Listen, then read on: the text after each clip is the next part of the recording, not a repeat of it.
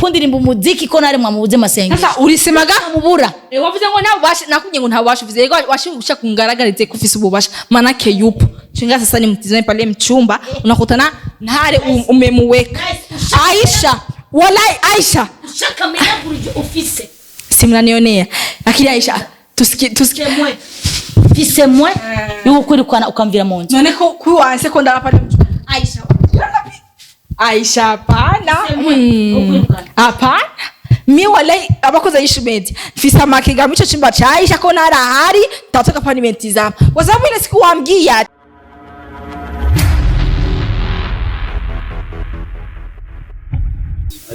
Assalamu alaikum wa rahmatullahi wa barakatuh. Kwa Waislamu wote nawatakia maandalizi mema na laizo na kama inataka kuenea ariko ndo baramukije hamanda kuramukije vyo na mwanamutse cyangwa bwakeye ku abakristo amani ya Mungu iwe jiyeno hama guys ahantu nahise no musari radi yuko naho dufunze tugatitira mu mafungo siniruka kubahasho siniruka kuha ibintu bimeze neza ibintu biko biraba kwa NTARE birateye ubwoba bihatiye nagahinda rero nahise bwati je singyama sinduhuka ntariko ndabaha amakuru ameze neza ameze fresh uno musi kukuguru kwanje ahantu mumbona ngiye kwande ngiye kwahisha twaragiye ko bamutama banderasi yaratwihakanye bwati yuko jewe nta NTARE mfise mama pastor uko nyene ntawe mfise baratera induru ariko umuntu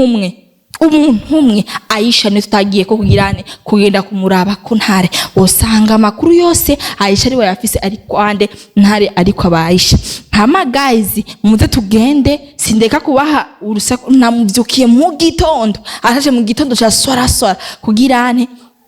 umuntu ayamufise niyo muhisha ahantu Aisha sigaye abana ndi DADA SUTWA sindeka kubaha makuru ikintu vyitwa shosho na aha twashari mu gitondo hafi saa 12 ingoye tugende kwa Aisha turabe yuko atowagizene atowari wa amufise NTARE ingo abakunze Anyishimedi ingo uye NTARE ino umva mu turabe katari kwande atari kwasha mujya kwasha noyo abakunze Anyishimedi abantu bisha bashaka mahera mutamba bandasi yaranse yaravuga ati ngo nawafise mama bastaranga uzanga ari kwahisha ingwira tomurabe asha toshinda mutwara ahane muri wese na wari NTARE raba hose abantu hari oya na uhari irabayino nongana uhari raba hari yatura ntawuriyo tugende nusagera mushitse mu nzu DADA SUTWA ndamurose gera ndamutwaye uko NTARE bakora muhangayisha akanyagiriza ngo namwivye mu ruko bani imbere ya kamera iyo umuntu winjiye mu nzu yiwe arashaka kwihagaza ibintu biteye ubwoba twambura ibirato twinje mana yanje ya Rabbi ariko ndiko nkorera Imana reka tumubonye NTARE ja tumutwara hamatangara kamera maningo NTARE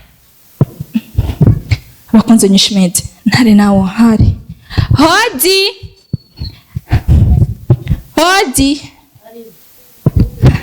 assalamu alaikum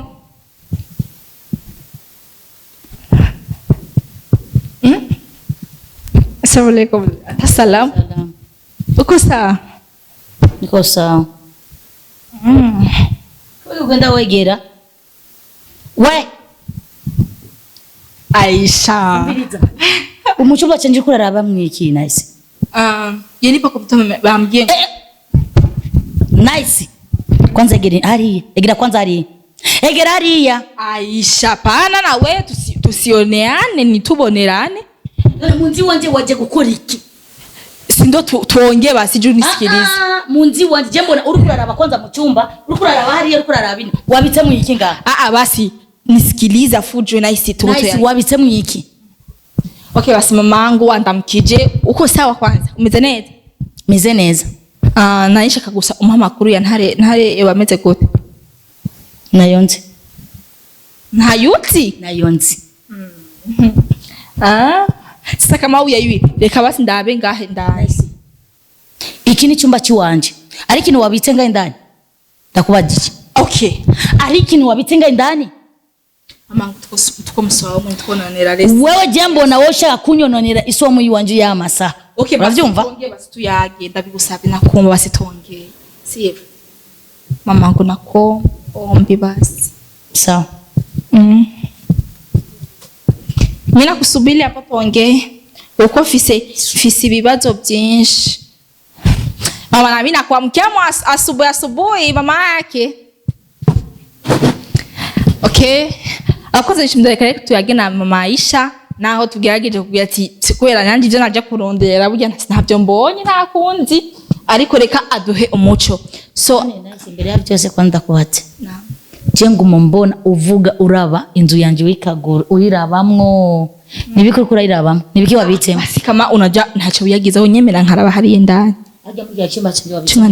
nice ushaka ndagusore nabi tena watu hivyo mnakia kuharibishana maswaumu ya saa asubuhi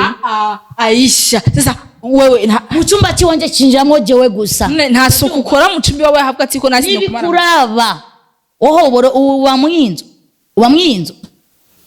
okay sawa tuyage basi wewe vuga gusa ibintu byakuzanye usoke gende narinje kumutora ntare nanje kumutora ntare ndamutweka wandirasi amuvura subiramo ukano nanje kumutora ntare ndamutweka wandirasi amuvure ntare ntare ubu urafise ubwenge ube urafise ubwenge nice Aisha tupatiye mtu wetu tumutware nyumviriza uhatswe kwa ndi muswawumu ariko ikintu naye kukubwira wewe wari gupfa uri kurakiyumvira kandi wari gupfa utagarutse no kwa Aisha sasa nanje harageze ko mpfa nyumviriza kwico kintu gusa cyanare umbwiye ni ikintu nari kukubwira ndibaza n'inyote yo kuza kwa Aisha nari wari kugira kandi okay sawa mama yetu tupatie mgonjwa wetu tugira umutware bamuvure ubu nahise urafise ubwenge mukuri mimi akiri niko naso ninde yakubwiye ko jenare na mutowe ikibazo ntare na office jenare nawe mfise sasa mama yake bona batumuri muriko madugirira ibintu bitameze neza umusaza wacu umuhungu wacu ntare ibintu bikora kumiye mpaka munye ndiko ndatangara kwa sababu mutamabanira sinimendaga kanambia ngo hakuna mu maombi ngo ametoroka nikajua alingaha kwa Aisha tena najua iko hapa kwako usinibishie Aisha tusaze kucheka ngeje kanu kamwe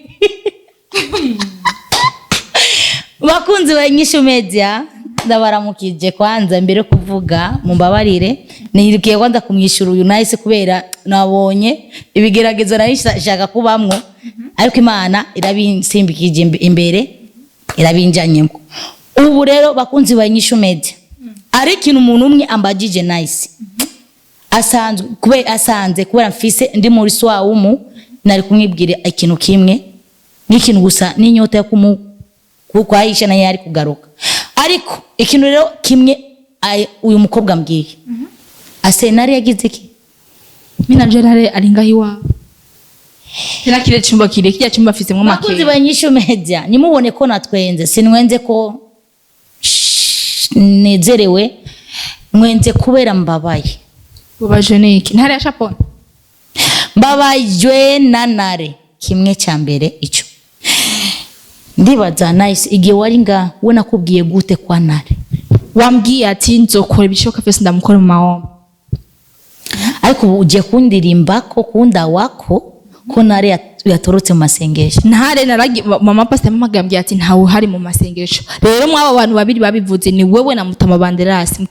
namubwiye arambye ati no rero usigaye ari wowe sinzi ikintu no kwishura nice wowe wambwiye ko masengesho bashoboye byose gute yotakara mu masengesho mu masengesho barashoboye ariko baramwivye ntare relax kwanza nice tuza wambwiye ko wewe mu masengesho bashoboye kila kintu cyose mbazo musengera azokira uravyumva nabubasha je mfise yo kugenda kumutora ubu kandi uje kundirimba ko Aisha ntare mu masengesho twamubuze ico kintu kirapasa mu bwenge okay ntigipasa ariko wowe wararivuze ngo je nzoza kumukura mu masengesho ushenda kumutoba mviriza nakubwiye uku mu masengesho mu mutwayi n'ubu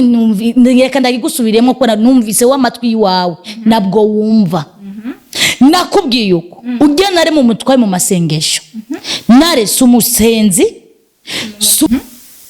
sumukristo uravyumva nare no mu Islam uravyumva ariko nakubwiye uko nare je mfise ububasha bwo kugenda kumukura ajya mu masengesho wanyishuye gute Aisha wona ububasha ufise bugenda kumukura mu masengesho so wamujanyemwo uravyumva kandi narazokira amasengesho ituru rero ujya umwajanye kandi ndibaza ni wowe wigize umuntu wa mbere kumujana nare mu masengesho umviriza wowe urazana ko ugihererere wowe kubuntu umuntu atagutumye ugenda kubikora uravyumva rero wewe kugera wamujanyeho je Aisha narabikubwiye mu mukure hakiri kare muranga ituruka nje kundirimba umuziki ko nare mwamubuze masengesho sasa urisemaga mubura wavuze ngo nta bubasha nakunye ngo nta bubasha uvuze washaka kungaragarize ko ufise ububasha manake yupo chinga sasa ni mtizame pale mchumba unakutana ntare umemuweka Aisha wallahi Aisha ushaka menya buruje ufise simnanionea akili Aisha tusikie mwe fise mwe yuko kuri kwana ukamvira mu nzu none ko kuwanse ko ndaba pale Aisha hapana hapana mi wallahi abakoze yishimedi mfisa makinga mico chimba cha Aisha ko narahari tatoka parliament zama wazabu ile siku wambwiye ati nice nzafisa ubashe bwo mukura ntare washatse ngaragarize sasa mtu kunionyesha tu ntare yuko hapa si kawaida nakubajije umubuze mu cyumba umubuze mu cyumba na sarenda chashia oya mimi niko tunasuto najua ntare yuko hapa umubuze mu cyumba uri mpira so ntare ujya mpira so ntare umusazi rabujya mpira batubara mu uyu mpira wa orange uyu mpira umengani wa ntare miraje kwa Aisha tusichekane afuna sima iti ngusha ndagufasha ikintu kimwe sha uravyumva je byo bintu uguma unyikekamwo je sinkibikorera atama kingo fise tuone biriza je na makinga mfise mwe kukwereka ndabikwereka ariko mbere yo kukwereka yenda kubwira ikintu jewe Aisha ibintu ukuranyiyumvirako je Aisha sinkibikoreramo uravyumva ndibaza abantu benshi banyumviriye ko nabi usheba bucawe ko jewe Aisha kwa zijya ngeso baura banziko je Aisha narazihevye uravyumva kujya je nakubwiye naye ahantu ari mu bigera mu bihantu abi ndibaza warambagije naye sinarabikubwiye ivi ukituzime iko wapi kama unasema ngai kwa pakwa ahi wanje nabwo naye sino umviriza nurinde gukebuka izosi ndakwereka ndakwereka kubera ndetse kukwereka wewe uce unyumvira ko nabi ariko jewe nari mu cyumba tone ntare wallahi ayu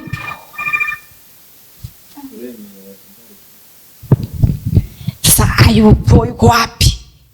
ari hehe aribaza mu cyumba abantu bashaka kubona wahabonye nice suko nakureke video tukosubira tukavuga tukareaga ibisiga jamani Mungu Mwenyezi Mungu wetu ntarabichakura kwa ntare wallahi naishiwa pause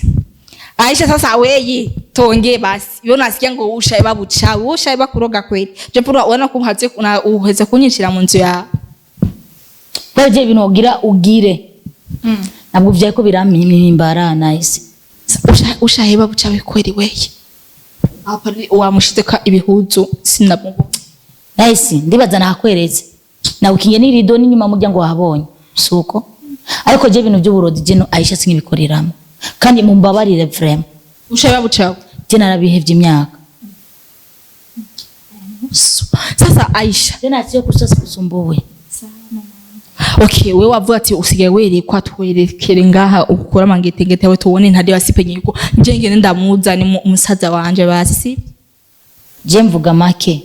mwimezi bakora ibikogwa ariko ibyo nshaka ko sinana kimwe ndagukorera ahantu mwamujanye mu masengesho genda babereke ndibaza toroka yupo tena ndibaza ni benshi abasenzi wowe wizeye nice ndibaza na mama wawe mora numva kama ni mama wawe kandi mama wawe mutoya ase n'umusenzi ndibaza genda mugire mama wawe mutoya anyuma musengere cyo bimushiramo mama wawe wabata mama wawe mutoya ndibaza ni musenzi genda mubwire asenge anyuma arakwerekana nari ariko jewe Aisha sinshobora kandi kukwereka mimi man Imana no kuri jizo mpembere ibyo maze gukora gusa buri ngikora asima je minje ntari namutereranye sinkimukurikina uri mwana menge kwashaka kufa mbirizi ushaka wowe ndakwereke nari ari ariko so Aisha wewe nionyeshe tu parking ali asubuhi juu nifikia ndani mtafute ntari nimuone kama ntampata mamangu so nikuje lini basi Yibaza uzaje umudi wanje umeze neza ubona umudi wanje mfise mwiza novuga no kuri bino byo kwereka wowe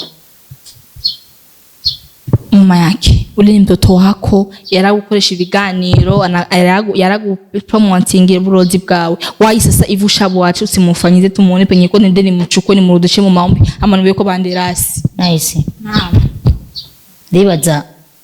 kangezemwo mwamasa sikaje vinaniruhusu niongee nasikia Maki bakia naongea mimi ni matatizo najikokotea. Matatizo gani? Hawezi yajua. Labda utafute siku njoo kuye niko sawa. Nimejipanga sawa. Njoo fikuna kuya sasa najiwaza uwe peke. Nitakwambia penye NTARE iko tena hiyo siku tenda umchukue. Umbefa fasi yote ambayo unajisikia. Tena NTARE atafikaga napona. Nzote ejo nze kuza kumugoroba. Uzejo. Shukrani ahadi ni deni bivuge n'imbere ya kamera so reka doseze kigano kwa sababu ndarushe baba konze no wa glace zikabadanganya na ndarushe hivi nashindaga nikoza ngo umusiwa w'umuntu ashindaga namtafuta nawe namtafuta kila fasi kwenda biko ndamuronga namusuka mu maombi cyangwa kamutambandira lakini amkosaga munye panisha choka no kwa Aisha na Muravye nikora amakingana n'ifisa nzi ko ari kwa Aisha na ronde hano ari bakanda harose ariko na Aisha natuhakikisha kama ntari na wafisi kandi nanje ndabyemeye ko ntari atari mwinonzo I am so tired wagle nimechoka sana ariko ndakunda cyane turi mu kazi ni gusupportingana Imana izompinzagira muvyo nukuno ndiko nditanga turakora subscribe share comment hamwe tumuronke na ntari amashare menshi kuri menshi ndakunda cyane kuri kufirma ko DADA SUTWA behind camera ni Alex wa mtipe wacu so Alex ni wizimize kamera